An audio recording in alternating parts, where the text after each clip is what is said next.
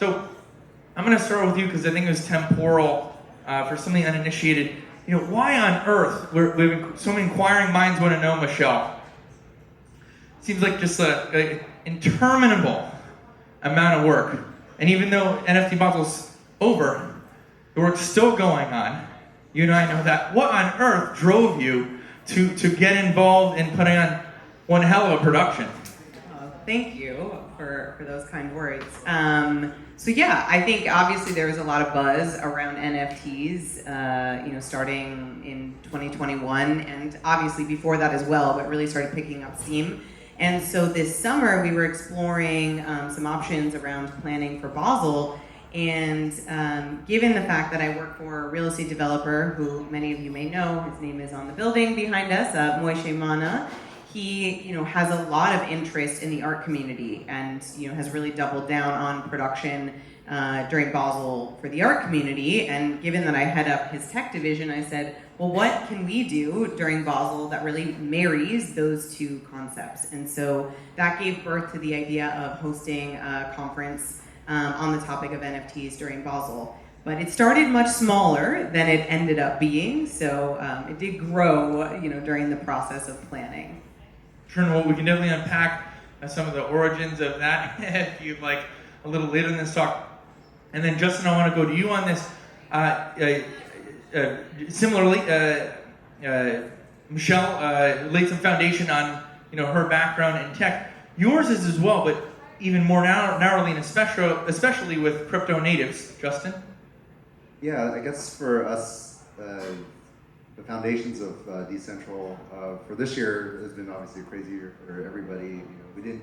If you'd ask us in January, we wouldn't even know we could actually host in-person events and conferences and bring people back together again.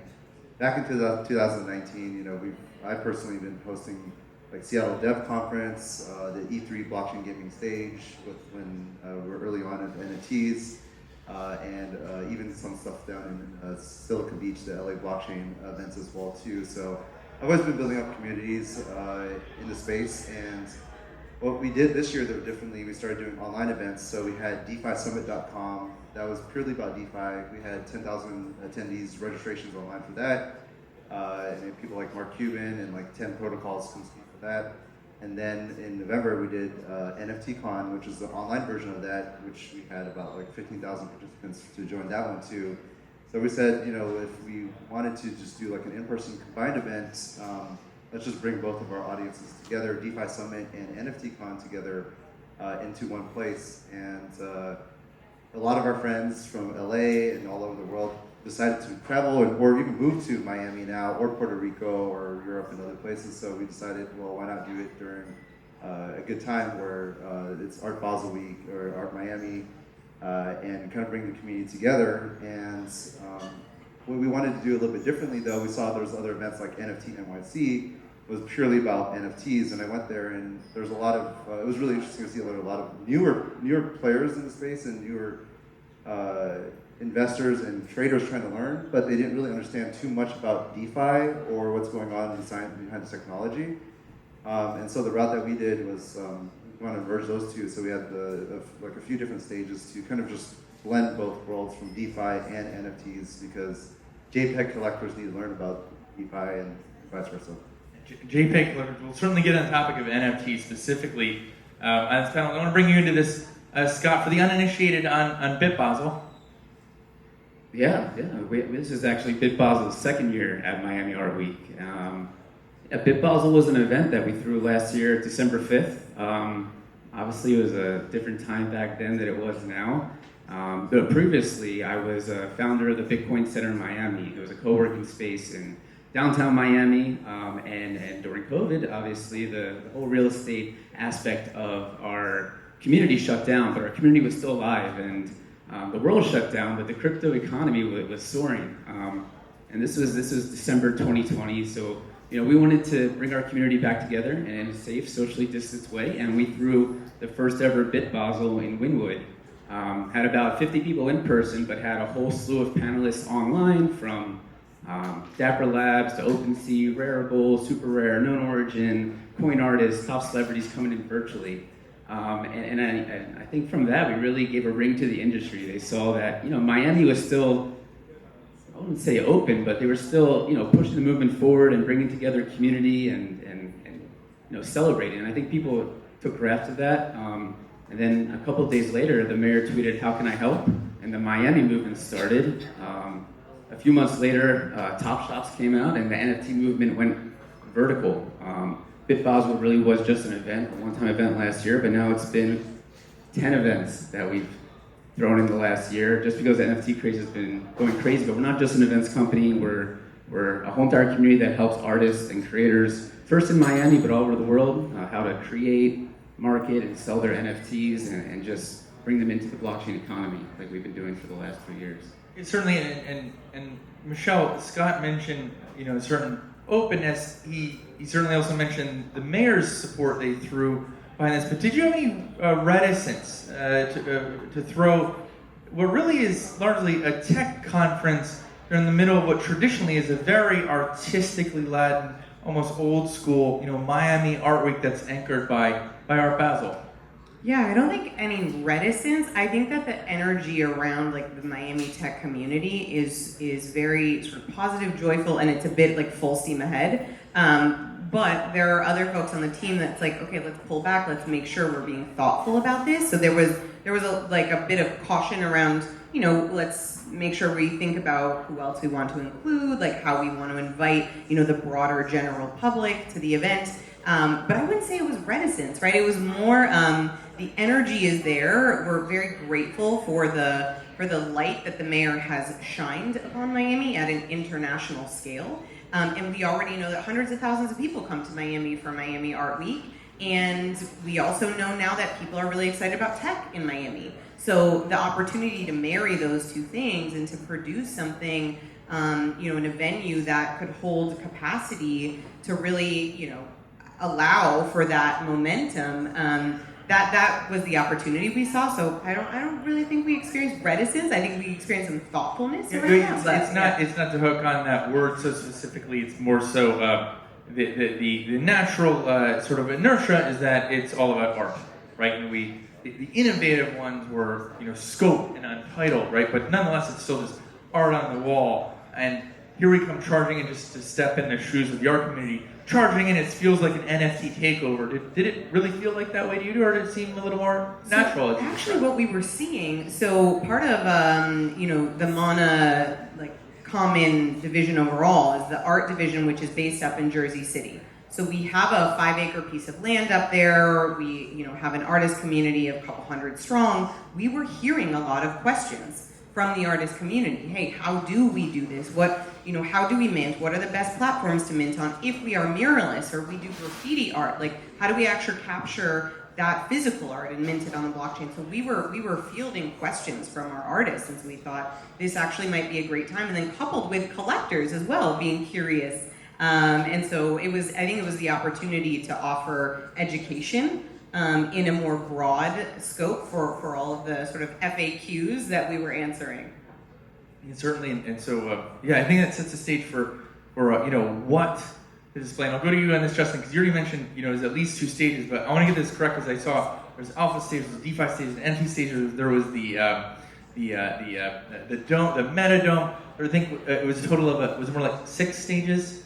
And yeah, we have 5. We had 5 stages. Yeah, 5 stages. It seemed like such an ambitious project, a wildly ambitious project. What were you thinking? What was the thinking behind furling all that, and perhaps that also, unfair compound question, but leads into launching even a dome outside of the property.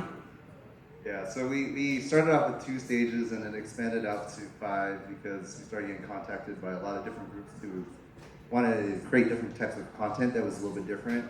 We had the DeFi stage, which was purely about DeFi and decentralization. NFT, which was all about NFT stuff. And then we started having a big section of the digital fashion, physical meets metaverses. And so we needed to have another stage, so we decided, okay, we could have a tent, but then somebody was let's just throw a 360 dome outside that had projection inside, so we can actually project some of the metaverse items in there. So we propped that up. And then this other group came in and said, hey, you know what, like your programming doesn't have enough workshops in education, so he did one dedicated for like 1 hour workshops of NFT law, NFT accounting, DeFi law, DeFi accounting, how to not get rugged, etc. So it was just like full workshops. Then the alpha stage was where people could just kind of demo and showcase some of the projects and upcoming projects too. So we just had different types of programming through that, and it just became we just had different speakers come through for that too for our programming. Hey, Rico, so, and just to read this back to you so that we're all following along, it sounds like a lot of it's demand driven. You have not necessarily a monopoly on all the ideas, and this is often the audience, the stakeholders in these events, they come to you with often with the ideas of how to execute. Yeah, and it's also too just it's been interesting because there's very different audiences across now. You have like the NFT collectors. They again are really new to blockchain and crypto, and so they don't, the workshops work very, very well for them. If you're coming in for DeFi though, you might not want any of the NFT programming, so we did kind of like a combined thing where we're just kind of like allowing you to choose your own adventure or content pieces to come through for that too. So that's the decision behind that, and obviously the demand and the content came through us just working with different projects and speakers too, communities. Yeah, and it certainly seems like it worked out really well. Certainly, NFT BZL and DCentral got a lot of praise publicly and privately, like directly to me in our inboxes. And Scott, just to unpack the dates, you've been running content all week to some degree, if I've got that right. We've been at the Sagamore Hotel since the 29th, but I mean, really, our big event is tonight, tomorrow, and Sunday. So. Tonight we have Miami Coin coming in at 5 o'clock. I'm going to be running out over there to hang with Mike Sarasti and the whole Stacks and Miami Coin ecosystem to kind of make some new special announcements. And then at night, actually right now, the Dead Mouse team is doing a Mint with Mousetrap event at our gallery. And then tonight we have Busta Rhymes and Timbaland coming in, and it's just going to be a big blowout event. But really, throughout the week, it's been education focused, and that's what we're always about. We have an amazing collection of artwork that we're displaying. We've had some auctions. We had Dr. Cyan Proctor release her first NFT with us last night, which sold for 22 ETH. Her first NFT, her debut as an NFT artist. That was really special. She'll be back on Sunday to do kind of a Space Day theme. And then tomorrow, CoinDesk is releasing their new NFT All-Stars premiere show with us at 4 p.m. So today, tomorrow, Sunday, come by the Sagamore Hotel. It's an open event. Some are ticketed, but the gallery's open. We have the Museum of Crypto Art that we're working with, displaying all their collection. We have a myriad of ones for sale, and it's a great time. So if you can make it to the beach, there's a lot of traffic. Awesome. Well, you're here to hear, just here, Scott, I'm interpreting that as an invite to everyone here to head to the Sagamore for tonight, starting at 5 and beyond, to hit up some of your content. Certainly TokenSociety will have some more content here, some VIP content and some whiskey stuff. I'll market them in the same breath, but it sounds like an awesome event and certainly one to check out. Live stream too. Come again? It's all live stream too, so you can have it both places at the same time. As are we. It's very meta to say that while you're being live streamed. So one question that we just get a lot, I actually got emails on this. Michelle, what is this sort of algorithmic mystery behind selecting speakers? Is it science? Is it art? How do you decide as even Scott laid out and Justin laid out, a plethora of cool projects. There's so many people who are experts. How do you decide who should be on the stage?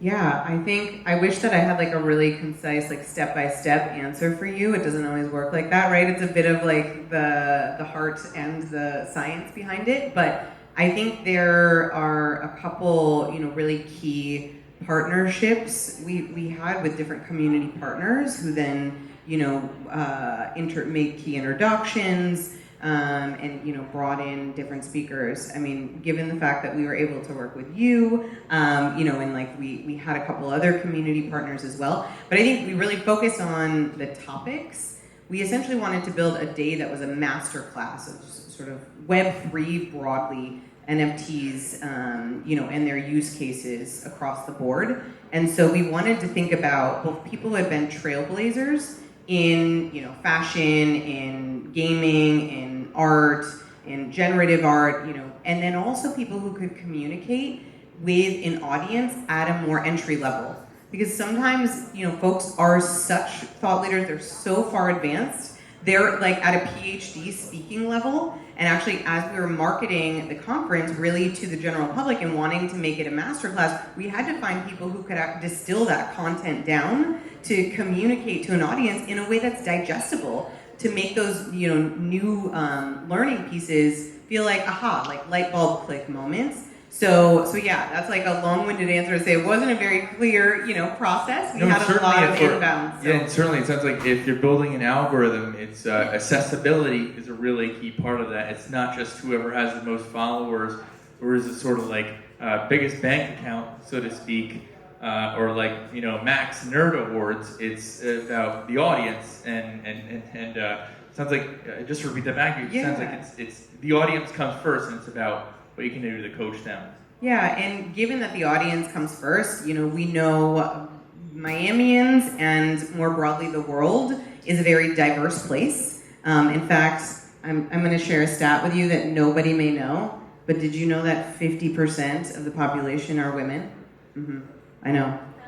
Mind-blowing, right? So we wanted to think about our speakers as a representation of the audience. So I wanted to make sure that our speakers were very diverse, they were inclusive, that everyone who was in the audience could look on stage and feel like I see myself represented on that stage. So I am extremely proud that we achieved something that I think is pretty darn historic, and maybe I need someone to fact check this, but I don't think has ever been done at a major tech conference. We had 73 speakers, 34 of them were women. That's fantastic. This is a big round of applause for NFT BZL. And speaking of trailblazers, I'll mark that you here. I could be fact-checked too, Michelle, but I believe you are the only woman-led conference of the NFT cohort. It might be even broader than that, knowing the crew who run Untitled and Scoop and ArtBasel, they're all meant to. It could be everything in Miami Road, but big round of applause for Michelle for being from a women-led NFT conference, NFT BZL. Trailblazing way. And your take on the same subject and the mystery of how do you select what are the best speakers? Who should speak, Justin? Yeah, so in each stage, because they're very different topics too, we had our teams kind of go out and curate different communities. But the way that we did it, and this is how we structured even just how we jumpstart our event, is we have relationships with the protocols. So we brought over 20 different layer 1s and layer 2s to come, and we told them to bring their projects. It was like Near Protocol, Cardano, Polkadot, Polygon. Each zone that we had in our expo area, it was like 10 projects of Luna, for example. And so we started just talking to them on the vetted projects that they like to showcase and bring forth to the stages, whether it be for DeFi or NFTs. And that's just through the relationships that we've been building through the developer relations side. And that's always how I always like to filter out a lot of the content too, just working directly with the protocols and the builders in the space, because then it cuts out all the noise of all the other projects that are, but we still talk to the other projects too that are coming in the board, especially the upcoming ones. That's why we had the different levels too. For like the newer projects, that would be potentially on the alpha stage and mixed in between some of our main stages as well. But that's how we differentiated it. And then same thing with like the digital fashion, it was just curated by another team as well too, to just kind of help decide and order it in a different way. So it's not just like keynote. It was just a keynote panel mixed in between of that. And then we had like even musical performance in between as well too, with like a saxophone guy, DJ set, Jim Jones even came by, and some other different very mix ups too, just to like break the mold into that, so it's not just about decentralization and blockchain 24/7, which I think everybody's enough of hearing about that too. So that's how we always think about curation, and I think it's just always thinking about the audience on how we can make it more interesting to see and watch the content. Yeah, certainly, and you said enough. I'll hook into that word for the next question. But Sky, I do want to let you weigh in if you do want to weigh in that. Otherwise, I can evolve to the next question. Definitely. I think it's a little different for us because we're a technology product. We're a blockchain company at its core. And when we pick our partners to speak, it's really our partners that we're going to be going into 2022 with, well, whether it's the Stacks or Miami Coin ecosystem, where we're building a lot on top of there, or Dreamland XR is our metaverse partners. We're creating a Web3 compatible metaverse with them, or Bridging the Gap, which is our nonprofit partner for the week, where we have a goal to raise $11 million for impact for different charities that have to relate to the social development goals of the United Nations. Is this peak NFT, or are we just getting started? For sure, just getting started, right, guys? Yeah, absolutely, just getting started. I think actually the one of my favorite moments at the conference was when the mayor stood up on stage and said, "This week is going to be the biggest week in NFT sales, and we're just going to go, to the moon from here." So yeah, I think that's the energy behind it. But I think now that we are really focusing, through various events and different sort of modalities around learning, that we are finding places where overall, like the sort of Web3, sort of the back end of the tech stack, like the different, marketing and offerings and products out there, there's a lot of room for growth. So I think that this is going to continue to be where we go, and I think that now we are, increasing the interest from the engineering talent and the broader general public. We're going to start to see even better versions of all of those for more people to continue to adopt. And Justin? Yeah, I think this is still super early. Like when we were hosted a lot of NFT content back in 2019, nobody cared, and that was still too early too. And I think that we're still not even there yet. This is just, to me, the NFT season that we're seeing right now is similar to how it was in crypto 2017. Is we're just seeing the first layer of excitement, but we always know with blockchain development, just because they announce something, it's going to take another 2-3 years just to get to the next stage of that as well. Like all these blockchain games that you've seen, they've been around since 2017. Like whether it be like Sandbox and all these other games, we've already seen them all before, but look how long it took them to launch. So if you see something that came out, like a new game and announced, just know that it's like another 3 to 5 years minimum to actually seeing it. So from that perspective, I think that we're still super early on, and it might have like a little dip, but there's going to be another inflection point that we'll see whether PFPs fully integrate into DAOs or any other NFT use cases take fruition, or actually real utility. But I think the next one we'll see will probably be in January, just next month, when Bored Apes launches their own token. That's going to start another token season in a way where PFPs now are going to start launching tokens now, and that's going to change the game a little bit in a different way, because you can start doing, it's bringing some DeFi elements into the NFTs, and there's going to be a merge between DeFi and NFTs, I think, that is not quite here yet as well too. And certainly just to lay more foundation for the audience on that, just so everyone's very clearly following along, it's almost meta or even inverted, just in what you described. Pretty much every NFT has been bought with cryptocurrency, i.e. like a coin or a token, and here you have NFTs that actually have like a yield themselves, or a coin that they issue themselves. Yeah, yield, or later on you can provide NFTs as liquidity or real estate assets. It's not quite here yet, but there are a lot of groups around the world that are trying to take fractional ownership or commercial properties, turning into NFTs, and then you get paid out the yield by providing liquidity or joining into that, help people for that. So it gets complicated, but that's, down the rabbit hole we go. Ape first. I just had to throw that out there. Scott, you can respond to that too, or I can evolve to the next question. I definitely agree. The blockchain revolution has just started, but with NFTs in particular, right? A non-fungible token. I think that this has really been the year of NFTs. 2020 was the year of DeFi. I think next year, maybe the term DAO will be that. But is the term NFT going to stick around in 10 years? That was a discussion I was having with someone else, and I'm not sure. But I think everything will be tokenized for sure. I think non-fungible tokens are leading the way, but even fungible tokens, you can tokenize anything in any way. And I think just that idea will always be around. And even in ArtBasel, I mean, they're definitely the leaders. Art has been leading this NFT revolution, but everything will be tokenized. So I'm interested to see how it will be developed, and definitely for ArtBasel next year, see where the community and the lingo's at. I think that's also an interesting part of blockchain. Yeah, certainly, I mean, to point this out, ICOs more or less died out. Initial coin offerings are definitely, at least to media, it seems to be like largely a zombie term. There's not a lot of that goes on. I'm sure there is. It's latent or like on a very low level. And that begs the question, Scott. They're sort of laying that foundation again, like Justin did in 2017. A lot of these NFT products that no one really cared or would even go to an NFT conference, or likely back then. Now it's ripe.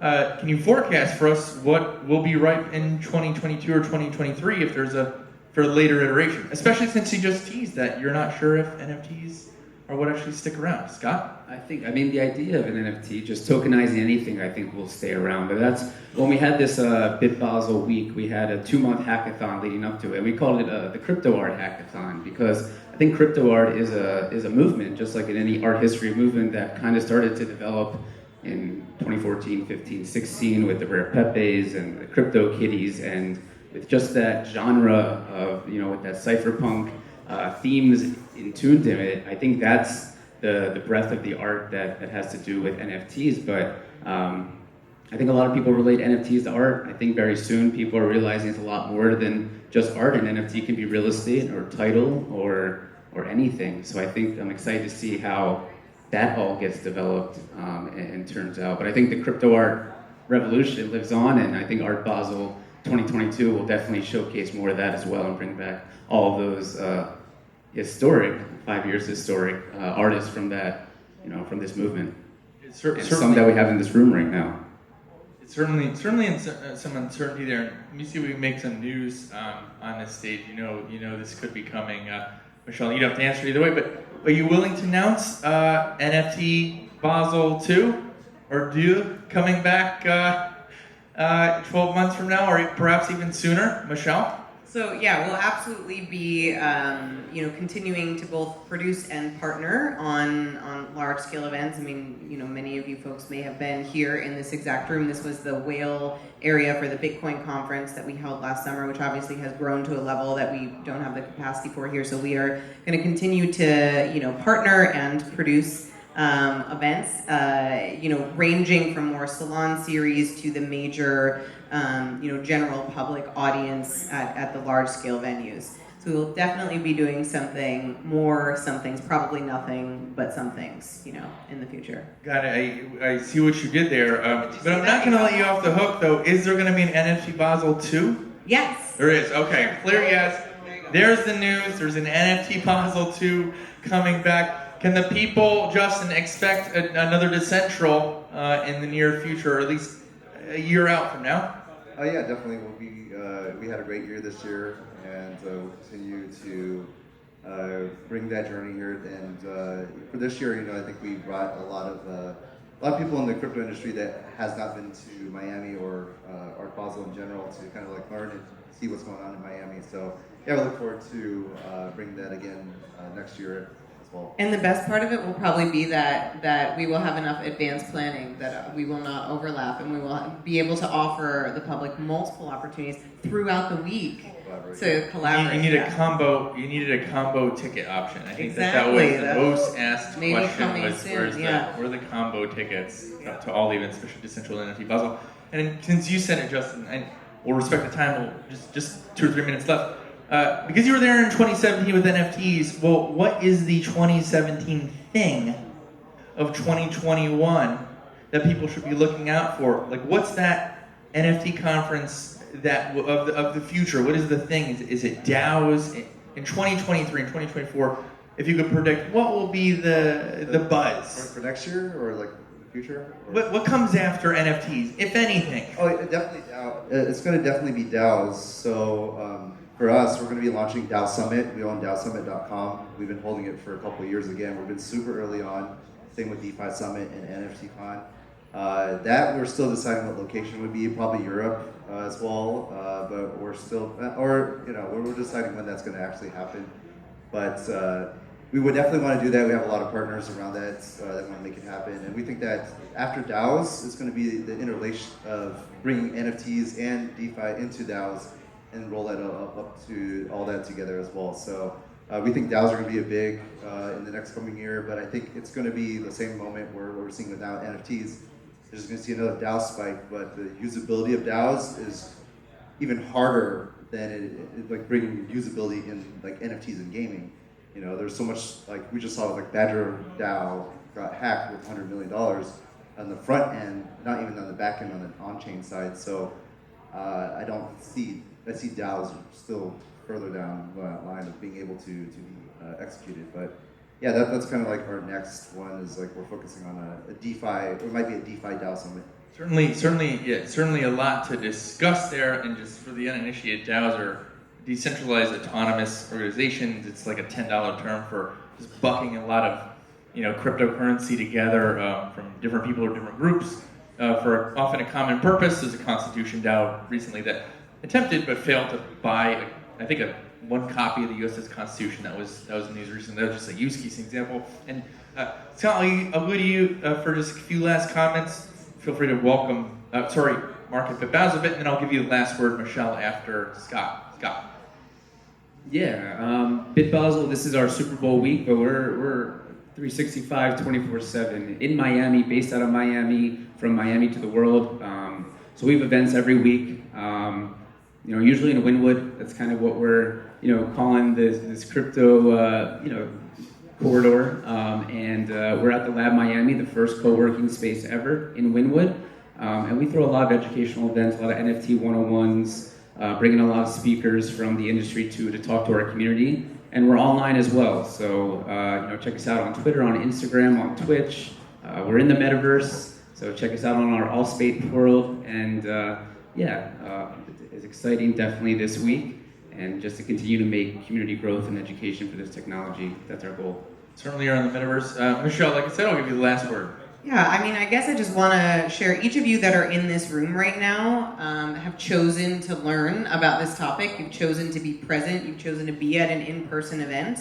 And I think that this moment, what this represents in terms of us being early in NFTs and Web3 overall, we've got to make sure that we catch up all of our friends in our broader network. So think about who is not in this room right now, and the three of us represent only a small portion of the events that are offered. Make sure you invite your networks to, Jordan too, Jordan too, 4 of us. Only a small percent of the events that are offered, so make sure that your friends, your family, get your parents, your siblings, get folks involved in learning, because those who are the early adopters are going to be able to shape what this Web3 version looks like, and I think we want to make sure that group is very inclusive and thoughtful and representative in a way that it has not been in the past. So that's my plug, and that's my ask to all of you, is to keep learning and invite others who are not in this room and who may feel confused or what are these words? What is this topic? This is an opportunity for them to learn, and through various events that also Jordan from Great Daily hosts. Thanks for the and that's all time that we have. Dispelling confusion, Michelle Abbs. Big round of applause for Michelle Abbs, NFT BZL, Manatech. You can stand. Yeah, you can stand. We're walking up. And Justin Wu, DCentral, Scott Spiegel. What an awesome panel to hear from actual conference organizers. That's what we do at Threat Daily. Flip the script quite a bit. I'm going to turn it over to. Thanks, Justin. I'm going to turn it over to Scott H. Wiseman,